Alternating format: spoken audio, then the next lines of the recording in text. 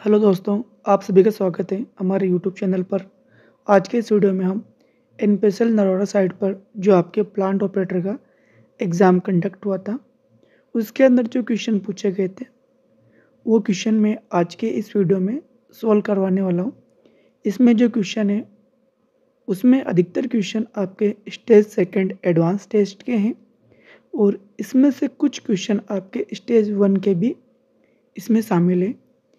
तो ये कैंडिडेट द्वारा क्वेश्चन सेंड किए गए थे, तो जैसे क्वेश्चन मेरे को मिले हैं उसी के हिसाब से मैं आपको इनका सॉल्यूशन करवा रहा हूँ। हो सकता है किसी क्वेश्चन में कुछ वैल्यू में डिफरेंस हो सकता है, क्योंकि कैंडिडेट के द्वारा जो क्वेश्चन शेयर किए गए थे ये क्वेश्चन उन्होंने याद करके लिखे थे, क्योंकि इसका आपको क्वेश्चन पेपर नहीं मिलता है।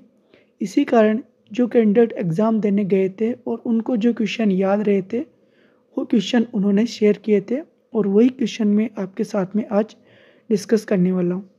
तो आइए शुरू करते हैं आज के इस वीडियो को। सबसे पहले क्वेश्चन नंबर 1।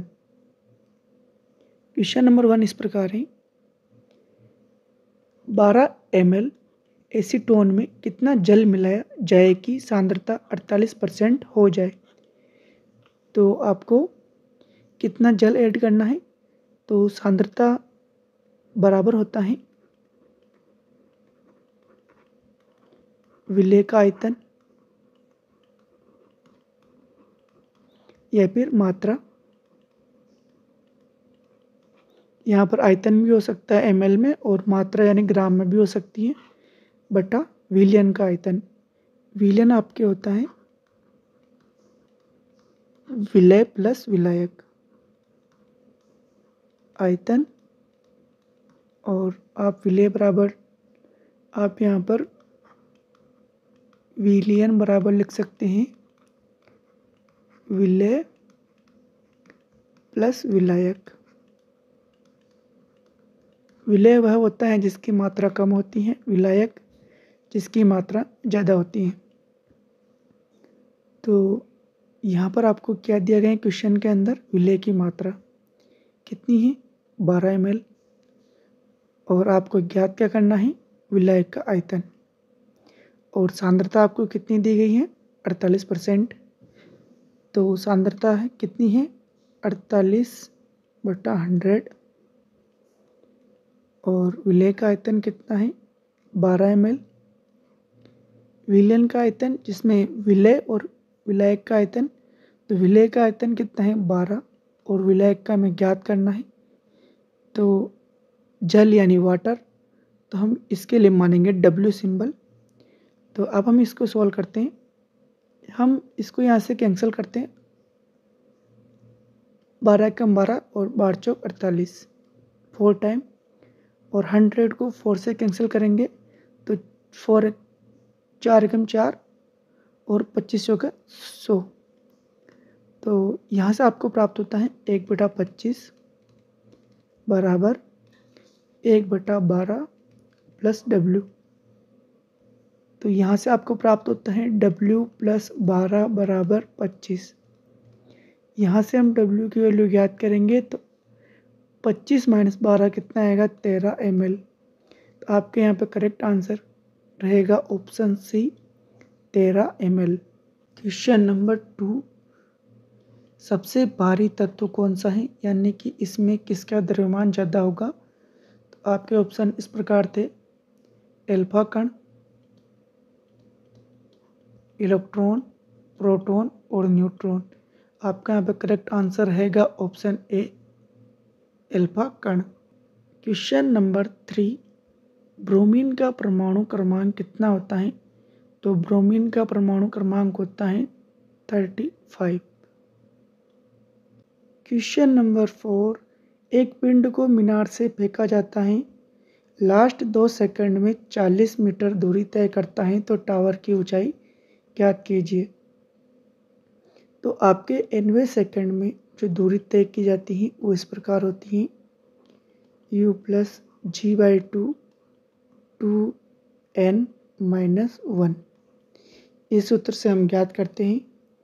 तो यहाँ पर u की वैल्यू 0 होती है, जब हम इसको 0 वेग से गिराते हैं और अब आपको 90 सेकंड में जो दूरी हम यहाँ से ज्ञात करते हैं उसका एक रेशो आता है, फिक्स रेशो। वो रेशो इस प्रकार रहेगा, जो प्रथम सेकंड में दूरी तय की जाएगी वो 1, दूसरे में 3, 5 और 7, इस प्रकार आपका रेशो चलता है।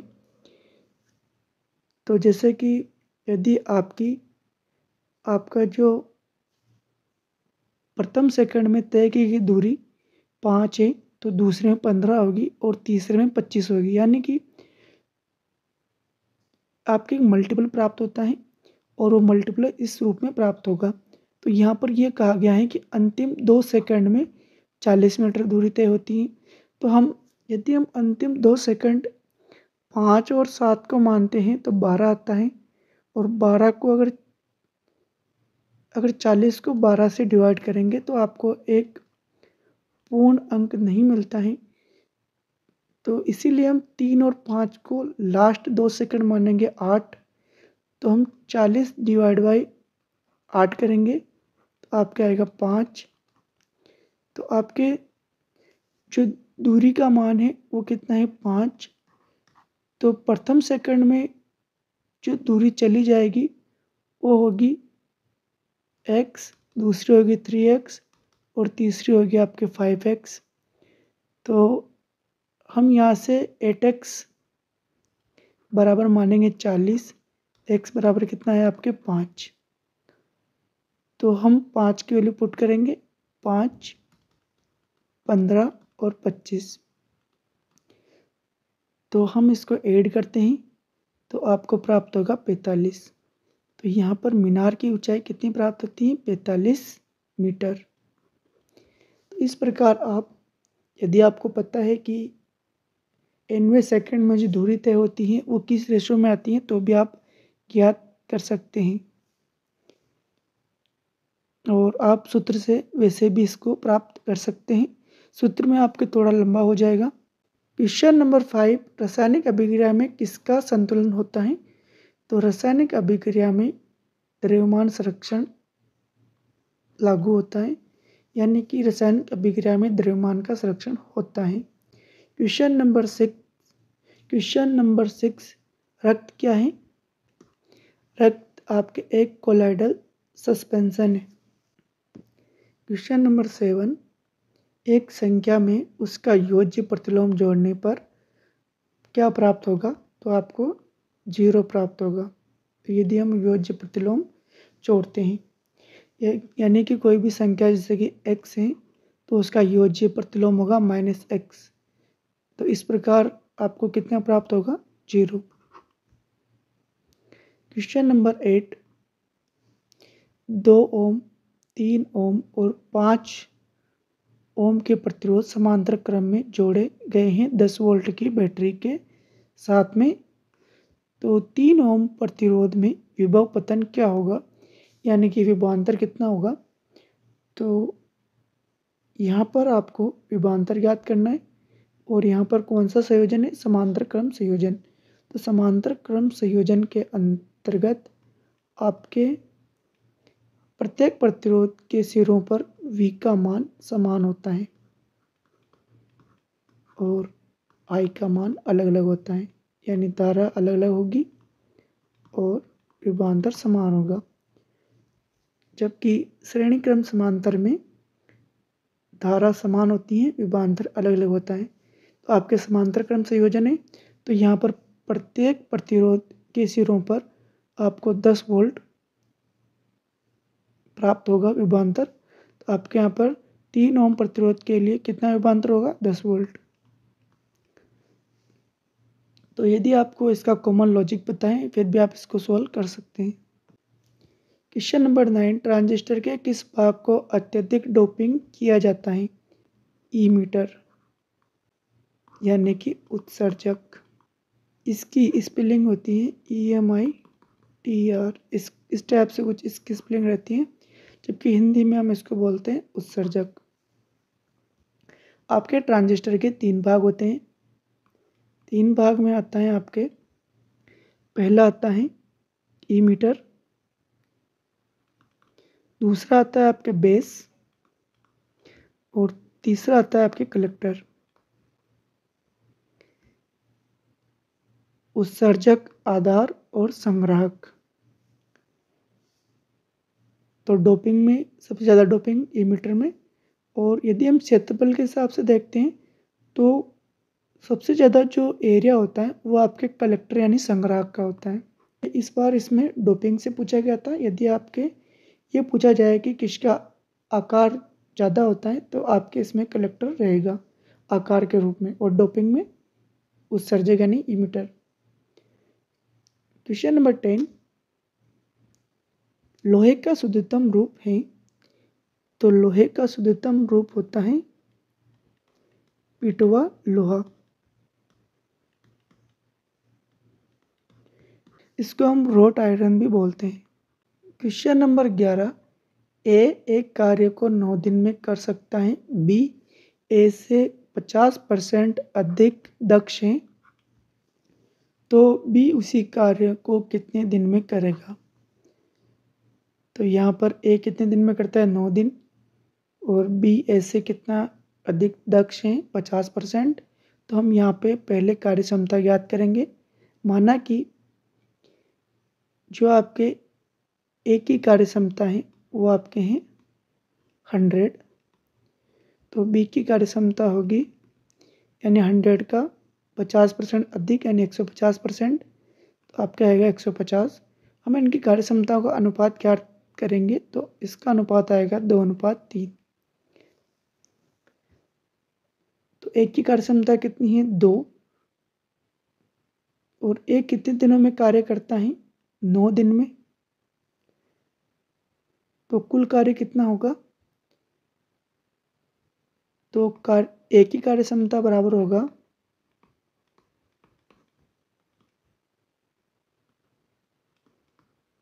कुल कार्य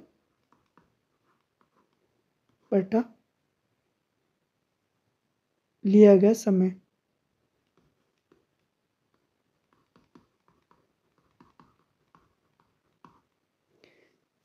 तो कार्य क्षमता कितनी है, 2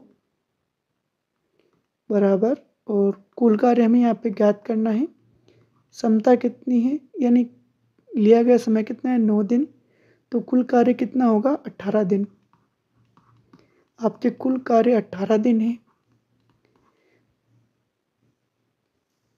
यदि हम बी की कार्य क्षमता को 18 से डिवाइड करेंगे तो बी कितने दिन में कार्य करेगा वो हमें प्राप्त हो जाएगा। तो बी द्वारा लिया गया समय 18/3 यानी कि 6 दिन। तो बी उसी काम को 6 दिन में करेगा। ए कितने दिन में करता है, 9 दिन में। इस प्रकार आप इस क्वेश्चन को सॉल्व कर सकते थे। क्वेश्चन नंबर 13, एक शिक्षक 30 लड़कों की कक्षा में से यादृच्छिक रूप से एक छात्र का चयन करता है, तो क्या संभावना है कि चुना गया छात्र एक लड़का है। तो प्रायिकता बराबर होता है अनुकूल परिणाम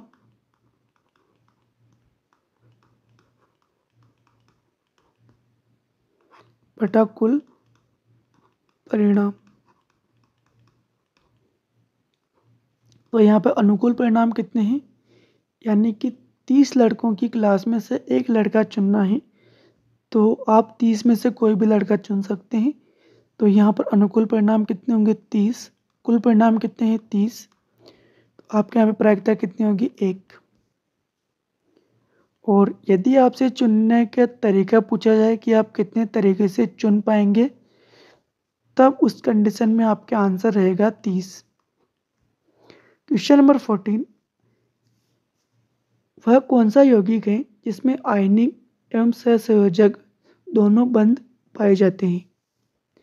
तो आपके यहाँ पे करेक्ट आंसर है KCN।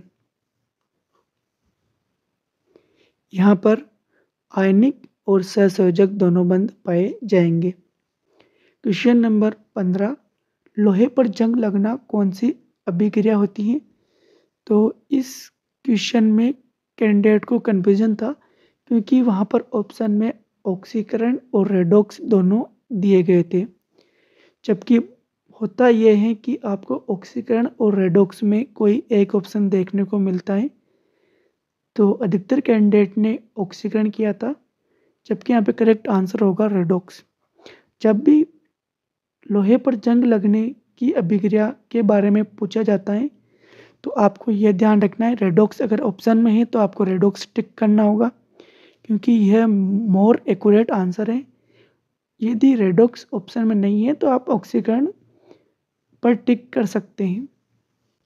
क्वेश्चन नंबर 16, न चिपकने वाले बर्तन में इस्तेमाल किया जाता है। तो न चिपकने वाले कौन से बर्तन होते हैं? नॉन स्टिक, उसमें हम इस्तेमाल करते हैं टेफ्लॉन। क्वेश्चन नंबर 17, 1 से 50 तक कितनी अभाज्य संख्याएं पाई जाती हैं? तो आपके इसका करेक्ट आंसर है 15। क्वेश्चन नंबर 18, x का 32%, y का 30% का अनुपात 12:5 है, तो x y से 50 अधिक है, तो 2x + y का योग ज्ञात कीजिए। तो हम इसको सोल्व करते हैं। x × 32/100 अपॉन y × 30/100, ये किसके इक्वल है? 12/5 इनका अनुपात है। हम इसको सोल्व करते हैं। 100 से 100 कैंसिल, 30 को हम 2 से डिवाइड करेंगे 15 टाइम, और ये 32 यानी इसको 2 से डिवाइड करेंगे तो 16, और हम इसको आगे भी कैंसिल कर सकते हैं। 5 से 5 तिया 15, 3, और यहाँ पर 4 तिया 12 और 4 चौक 16। तो यहाँ पर आपके पास है 4x अपॉन y 3y बराबर 3। तो x अपॉन y बराबर आएगा 9/4। x y से 50 अधिक है, x - y बराबर होगा 50, और ये आपके रेशो हैं। तो हम इसको इस प्रकार से भी लिख सकते हैं, x अपॉन y बराबर 9a अपॉन 4a, और हम यहाँ से a की वैल्यू ज्ञात कर लेंगे। इसको हम यहाँ पे पुट करेंगे। x की वैल्यू कितनी है? 9a, y की 4a, तो 9a - 4a बराबर 50। तो 5a बराबर 50, तो a बराबर आपका आएगा 10। तो आपके x की वैल्यू कितनी होगी? 9a, यानी कि x की वैल्यू आपको प्राप्त होगी 90, y की वैल्यू प्राप्त होगी आपको 40। आपको ज्ञात करना है 2x + y, तो 2 × 90 + 40 मल्टीप्लाई करते हैं तो 180 + 40, तो आपको प्राप्त होगा 220। क्वेश्चन नंबर 19, करण की वर्तमान में आयु शिवम से 5 गुना अधिक है। 10 वर्ष पहले करण की आयु शिवम की आयु की 3 गुना थी। वर्तमान आयु ज्ञात करें। माना कि करण की आयु x है, शिवम की आयु y है, तो करण की आयु शिवम से 5 गुना अधिक है, तो करण की आयु है x, शिवम की y। यदि हम शिवम की आयु को 5 से मल्टीप्लाई करेंगे तो इन दोनों की आयु बराबर हो जाएगी, तो x बराबर 5y। और आगे क्या कहा गया है? 10 वर्ष पहले, यानी कि x - 10 बराबर y - 10। कितने गुना थी? करण की आयु शिवम की आयु की 3 गुना थी, तो इसकी आयु तो ये आयु 3 गुना करेंगे तब जाकर इन दोनों की आयु बराबर होगी। तो ये आपके दो इक्वेशन है, 1 और 2। इसको हम सोल्व करते हैं तो यहाँ से आपको प्राप्त होगा x - 3y बराबर -20, और x बराबर 5y है, तो हम यहाँ पे पुट करेंगे 5y - 3y बराबर -20।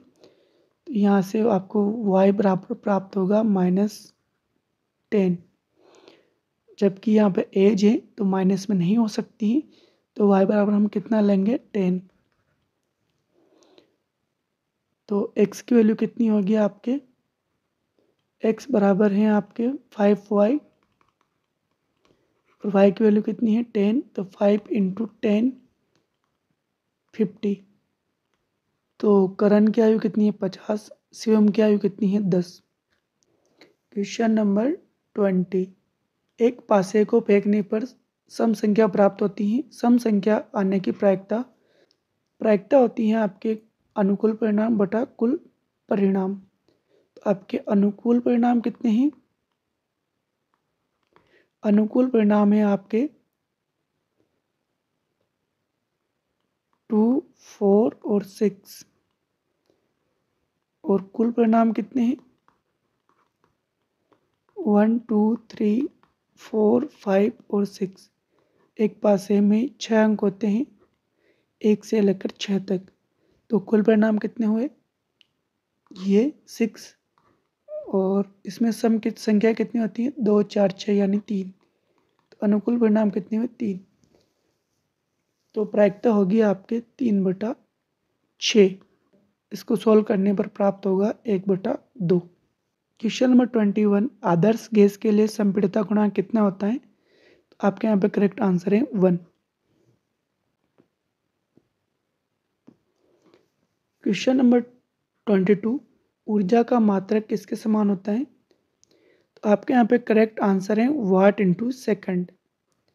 वाट इंटू सेकेंड करने पर हमें ऊर्जा का मात्रक प्राप्त होगा। क्वेश्चन नंबर 23, ऊर्जा की विमा क्या होगी? तो ऊर्जा की विमा होती है m1L2T-2। क्वेश्चन नंबर 24, फ्रीऑन का उपयोग किया जाता है। फ्रीऑन गैस का उपयोग रेफ्रिजरेटर में प्रशीतक के रूप में किया जाता है।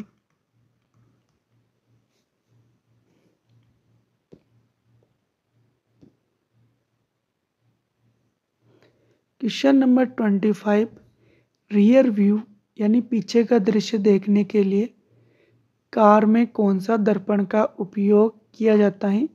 तो आपके यहाँ पे करेक्ट आंसर है उत्तल दर्पण। क्वेश्चन नंबर 26, किसी संख्या का 1/3 का 1/4 15 है, तो वह संख्या होगी। तो आपको संख्या ज्ञात करनी है। माना कि कोई संख्या है x, उसका 1/3 यानी 1/3 और उसका 1/4 यानी 1/4 बराबर कितना है 15। तो x बराबर कितना होगा? x बराबर होगा 15 इंटू 3 इंटू 4। इनको सोल्व करने पर आपको जो वैल्यू प्राप्त होगी वो प्राप्त होगी 180। क्वेश्चन नंबर 27, एक समकोण का 50% का 1/3 कितना होगा? तो समकोण होता है आपके 90 डिग्री, 90 उसका 50% यानी 50/100 इंटू 1/3। इसको हम सॉल्व करते हैं। इसको हम कैंसिल करेंगे तो 1/2 आएगा, यानी 50 से कम 50, 50 दूनी 100। और जब हम इसको कैंसिल करते हैं तो यहाँ पर आपको जो वैल्यू आएगी वो प्राप्त होती है 90/6। तो आपके यहाँ पे आंसर आएगा 15।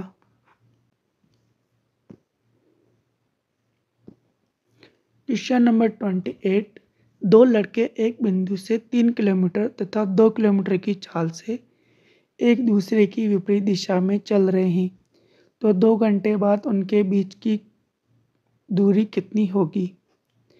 तो एक बिंदु है, दो लड़के हैं, एक इस दिशा में दूसरा इस दिशा में जा रहा है, यानी कि विपरीत दिशा में है। एक की चाल 3 किलोमीटर पर आवर है, दूसरे की 2 किलोमीटर पर आवर है। तो 2 घंटे बाद उनके बीच की दूरी कितनी होगी? तो 2 घंटे में ये कितनी दूरी चलेगा? यहाँ से इस दिशा में 6 किलोमीटर और ये कितनी चलेगा? 4 किलोमीटर। तो अब इन दोनों के बीच की कुल दूरी कितनी होगी? 10 kilometre. Question number 29, carbon dioxide CO2 के 8 ग्राम में मौजूद ऑक्सीजन अणुओं की संख्या। सबसे पहले हम ऑक्सीजन के मोल ज्ञात करेंगे। मोल कैसे ज्ञात करेंगे? तो आपके इसका समीकरण होता है C+O2 बराबर CO2। तो कार्बन का 1 मोल ऑक्सीजन के 1 मोल से क्रिया करके कार्बन डाइऑक्साइड का 1 मोल बनाता है। और हम दूसरे रूप में कहें तो 12 ग्राम कार्बन 32 ग्राम ऑक्सीजन से अभिक्रिया करके 44 ग्राम CO2 बनाता है। तो हम इन दोनों में कंपैरिजन करना है क्योंकि हमें ऑक्सीजन की अणुओं की संख्या ज्ञात करनी है। तो यहाँ पर CO2 की ग्राम में मात्रा दी गई है, तो हम CO2 के मोल ज्ञात करेंगे। तो CO2 के मोल मात्रा कितनी है? 8 ग्राम बटा 44। तो इससे आपको CO2 के मोल प्राप्त हो जाएंगे। तो यहाँ पर जितने CO2 के मोल प्राप्त होंगे उतने ही ऑक्सीजन के मोल भी आपको प्राप्त होंगे। तो यहाँ पर हम इसके मोल को हम लिख सकते हैं 8/44 इंटू 6.022 इंटू 10⁻23। मल्टीप्लाई करने पर आपको प्राप्त होगा 1.08 इंटू 10⁻23। तो ये आपके ऑक्सीजन अणुओं की संख्या इस प्रकार रहेगी। Question number 30।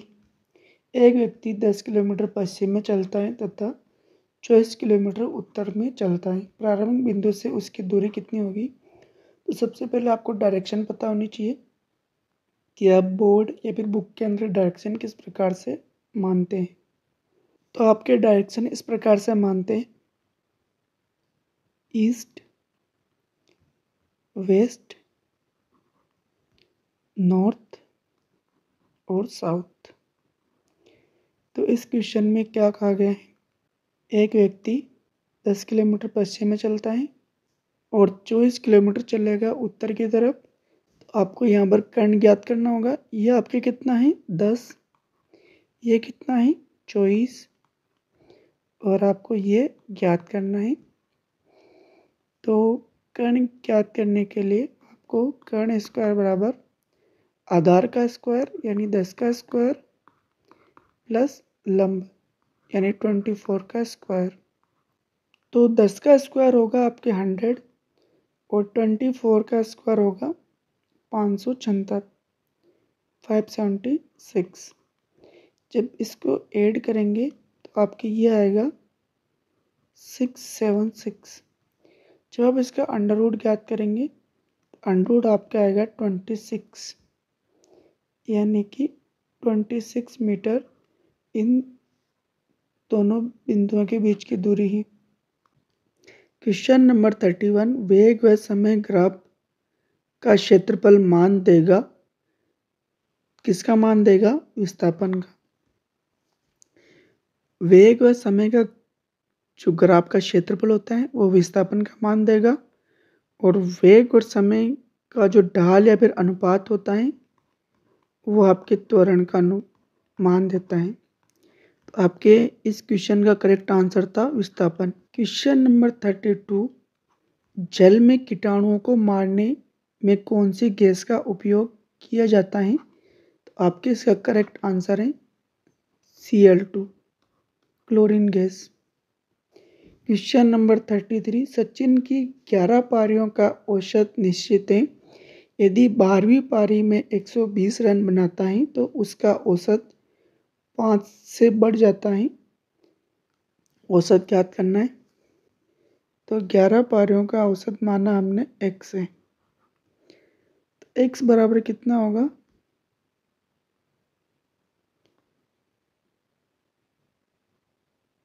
Total run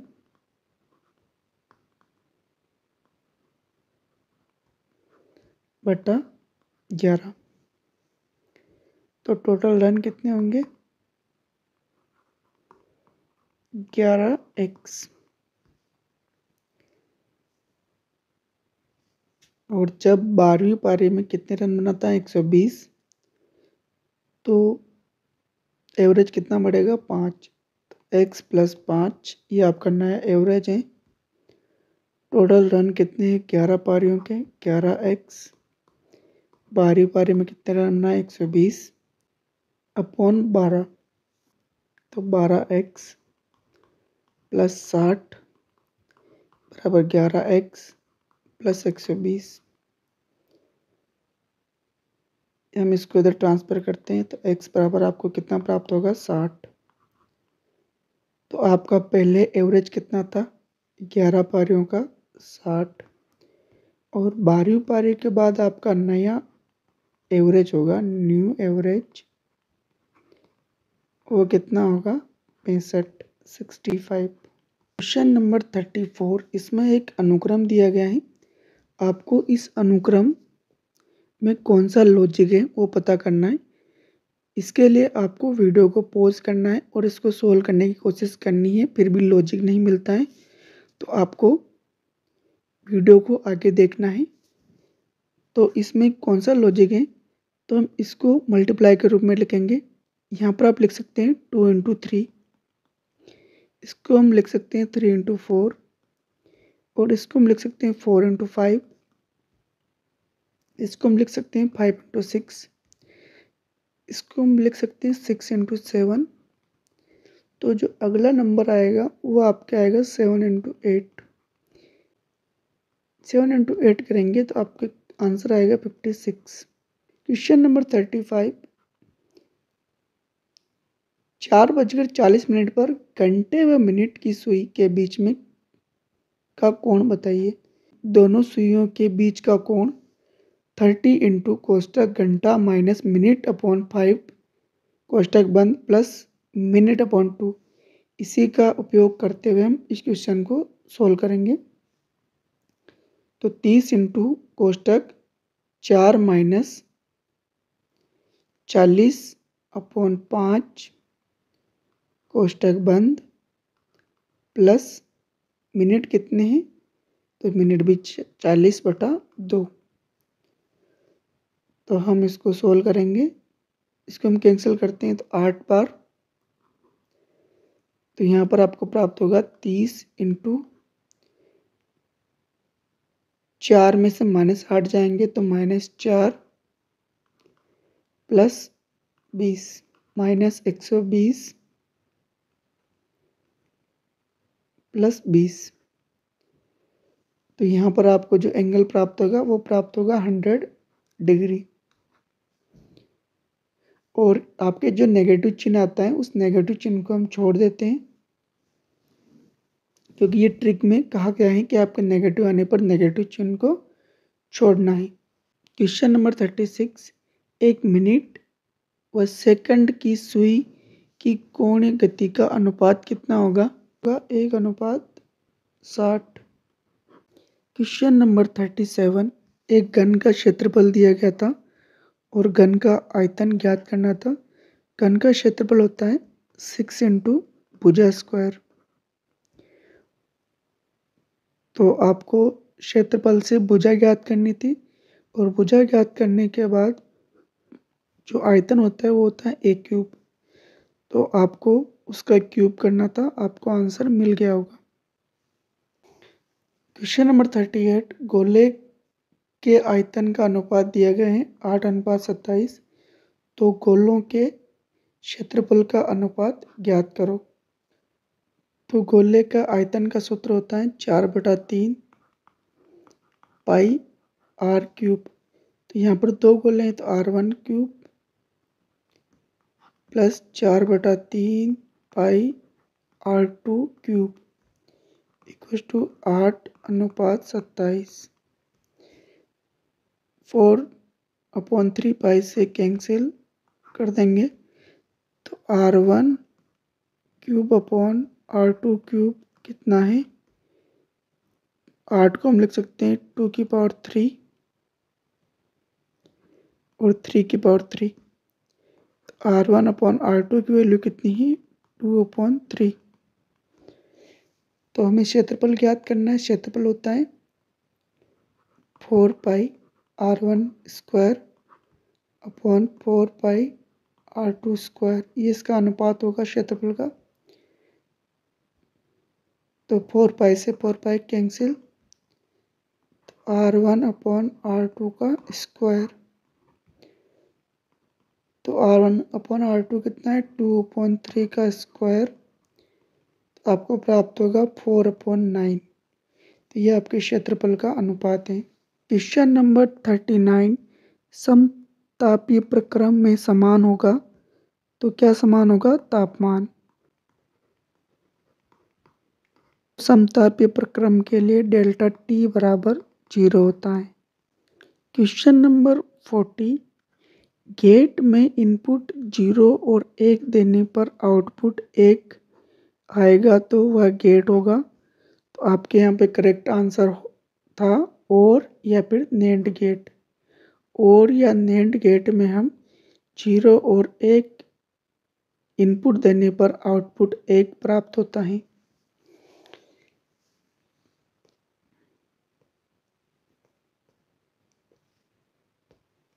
question number 41, नाभिकीय विखंडन में ऊर्जा किसके कारण निकलती है। तो किस कारण से निकलती है, द्रव्यमान स्थिति के कारण।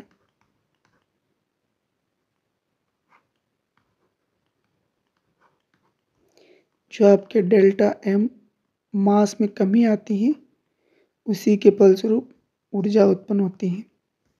क्वेश्चन नंबर 42, कुर्सी विक्रेता को एक कुर्सी 270 में बेचने पर 10% की हानि होती है। तो कुर्सी का क्रय मूल्य ज्ञात कीजिए।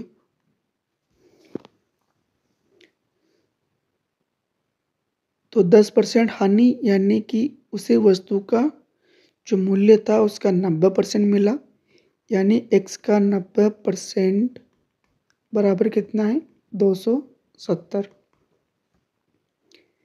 इसको हम सॉल्व करते हैं। 0 से 0 कैंसिल और 9×27, तो 30, और यहाँ पे कितना है, 10। तो x बराबर कितना होगा, 300। तो वस्तु का मूल्य कितना है, 300। क्वेश्चन नंबर 43, एक पानी से भरे गिलास में बर्फ तैर रही है। बर्फ पिघल जाने पर पानी के स्तर में क्या परिवर्तन होगा। तो आपके यहाँ पे करेक्ट आंसर है, समान रहेगा।